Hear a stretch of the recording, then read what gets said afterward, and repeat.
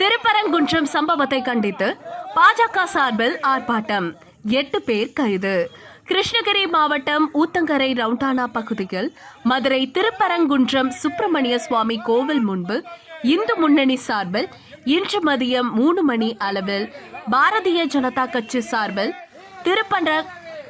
திருப்பரங்குன்றம் மலை மீட்பு ஆர்ப்பாட்டம் நடைபெற இருந்த நிலையில் மதுரை மாவட்டம் நிர்வாகம் மதுரை மாவட்டத்தை சுற்றி 144 தடை உத்தரவு போட்ட நிலையில் தமிழகம் முழுவதும் அங்கங்கே இருந்த மதுரை மாவட்டத்திற்கு செல்ல முயன்றவர்களையும் தமிழக பாஜக நிர்வாகிகளை அங்கங்கே கைது செய்த நிலையில் இன்று கிருஷ்ணகிரி மாவட்டம் ஊத்தங்கரை 4 முனை சந்திப்பில் கைது நடவடிக்கை கண்டித்தும் திருப்பரங்குன்றம் சம்பவத்தை கண்டித்தும் ஆர்ப்பாட்டம் நடைபெற்றது.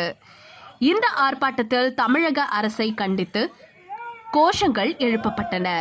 இதில் மாவட்ட விளையாட்டு பிரிவு செயலாளர் கிரிதரன் தலைமையில் பாஜக நிர்வாகிகள் சரவணன், கோவிந்தராஜ், திருச்செல்வன், சண்முகம் உள்ளிட்டோர் பங்கேற்றனர்.